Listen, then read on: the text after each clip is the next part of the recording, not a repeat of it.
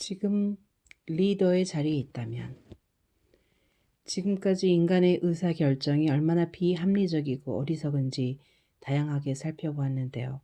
그렇다면 좋은 의사결정이란 무엇일까요? 어떻게 해야 하는 것일까요? 만약 저에게 물으신다면 적절한 시기에 적절한 의사결정을 한 후 빠르게 실행에 옮기고 잘못했다고 판단되면 끊임없이 의사결정을 조정하라고 말씀드리고 싶습니다.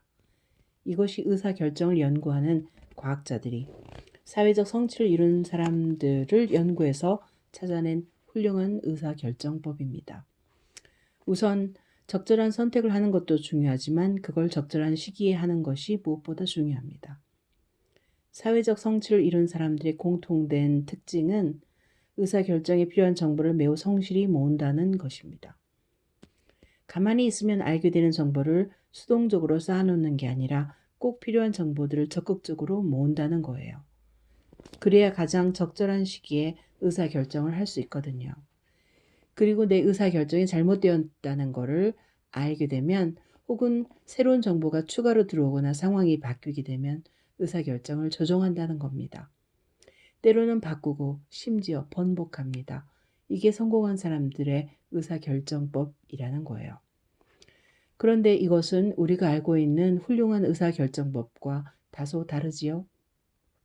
우리는 대개 신중하게 의사결정을 해야 한다고 생각합니다. 확신이 들 때 의사결정을 하고 신중하게 한 결정인 이상 한 번 결정하면 우직하게 밀고 나가야 한다고 생각합니다. 이게 우리가 하는 전형적인 의사결정 패턴입니다. 그런데 잘 생각해 보세요.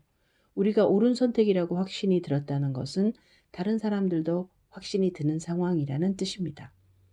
모두가 그렇게 상황 파악을 한 상태에서 내리는 자명한 의사결정은 별로 임팩트가 없어요. 그래서 그때 한 의사결정은 득이 적어요.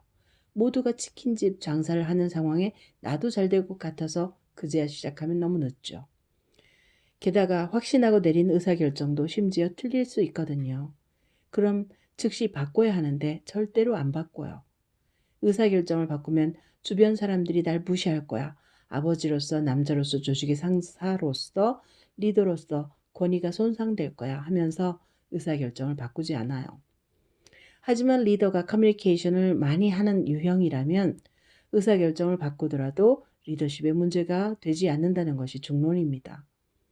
내가 잘못했다. 상황이 바뀌었고 추가로 우리가 이런 걸 알게 되었고 그렇기 때문에 우리는 의사결정을 바꿔야 한다. 라고 조직 구성원에게 이야기를 했을 때 누가 그 리더를 비난하나요?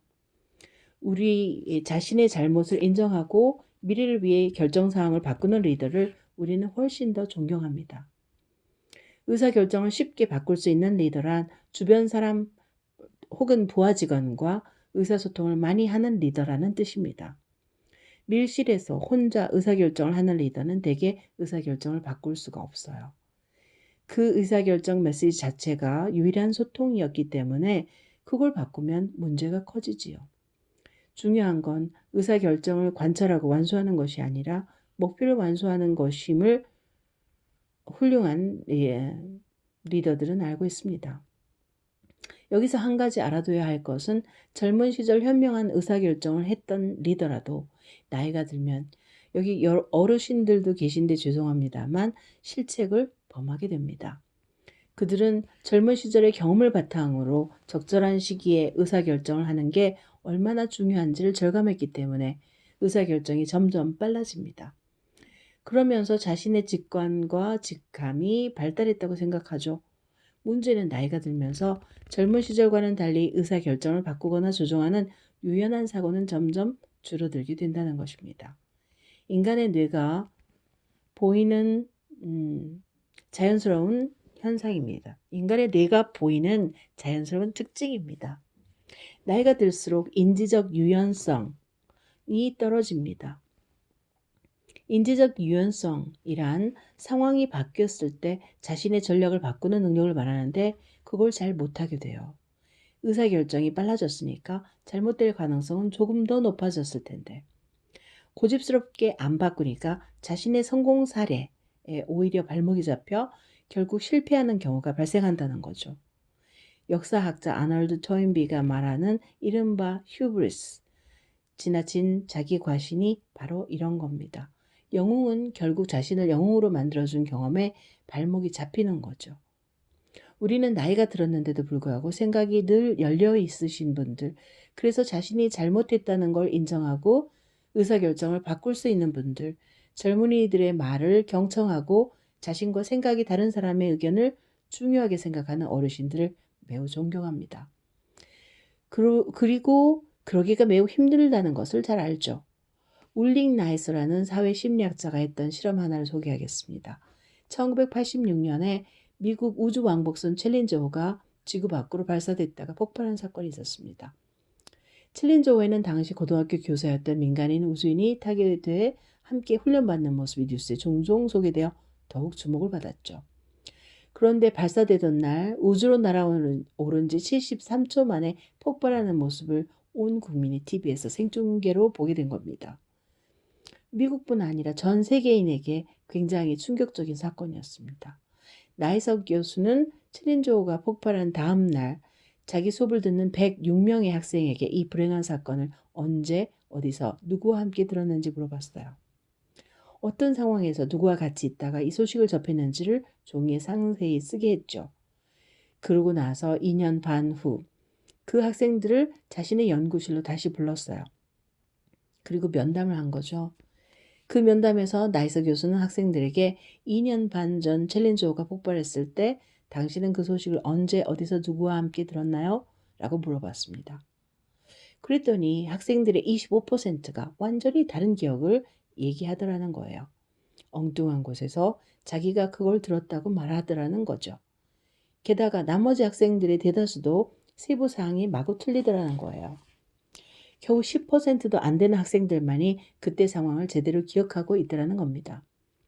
이 연구 결과는 아무리 인상적인 사건이라 해도 2년 반이 지나면 그것을 정확히 기억할 가능성은 10%도 채 되지 않는다는 사실을 일깨워줍니다. 우리의 기억은 쉽게 왜곡되고 과장되고 지워지죠. 그런데 이 연구에서 흥미로운 점은 바로 이제부터입니다. 나이스 교수는 잘못된 기억을 얘기했던 90%의 학생들에게 그들이 2년 반 전에 쓴 종이를 보여주면서 어떤 반응을 보이는지 몰래 녹화했습니다. 그들은 과연 진실과 대면했을 때 어떤 반응을 보였을까요?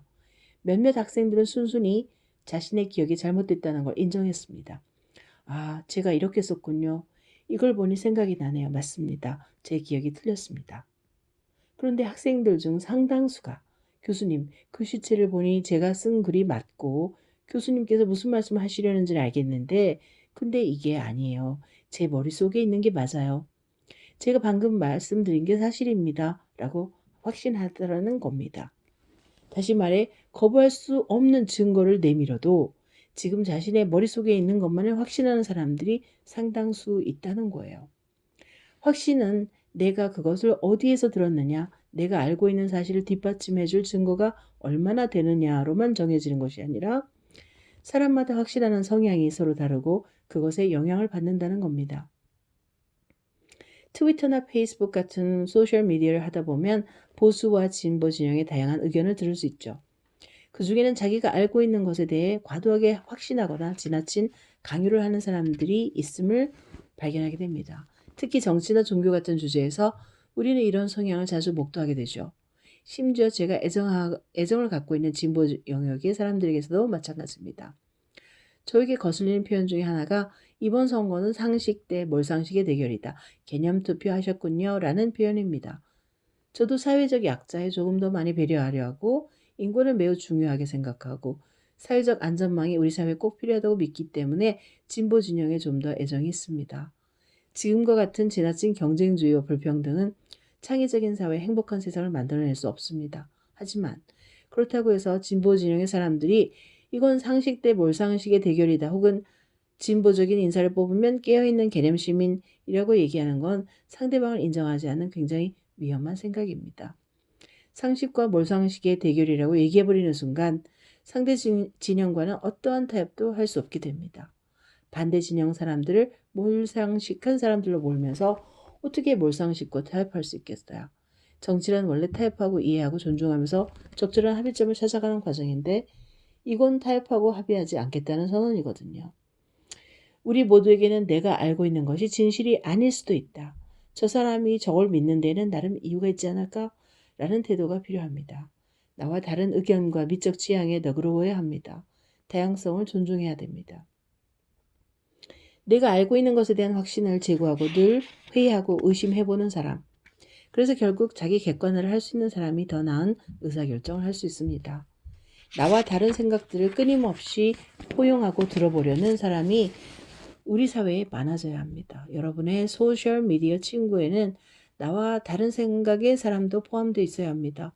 나의 트위터 팔로잉 들여다봤을 때 내가 어떤 사람인지를 단번에 알 수 있다는 건 나는 듣고 싶은 얘기만 듣는 사람이란 뜻입니다. 여러분의 트위터 타임라인은 여러분이 디자인한 세상, 조작한 세상이거든요. 여러분이 조작한 그 세상이 편향된 세상이 되지 않도록 반대 의견까지도 듣는 태도를 만들어 갑시다. 사회적으로 보자면 기업이든 정부든 끊임없이 서로 다른 생각을 가진 사람들이 모이고 많아지고 그런 것들을 관용하고 포용하며 그 다양성이 존중되어야 됩니다. 그래야 모든 사람이 동일한 의사결정을 하고 같은 잣대로 세상을 들여다보는 위험사회가 되지 않을 수 있습니다. 그런 면에서 사람들이 갖기 어려운 미덕 중 하나가 겸손과 결단력입니다. 내 의사결정에 대해서 확신하지 않고 끊임없이 회의하고 남에게 강요하지 않는 것. 그렇다고 우유부단해서 결정을 못 내리는 것이 아니라 적절한 때가 되면 의사결정을 하고 과감하게 실행에 옮기는 사람. 유치원생들처럼 끊임없는 실행을 통해 배우는 사람이 되어야 합니다. 끊임없이 회의하고 의심하되 다양한 시도를 통해 세상을 배우는 사람이 되시길 바랍니다.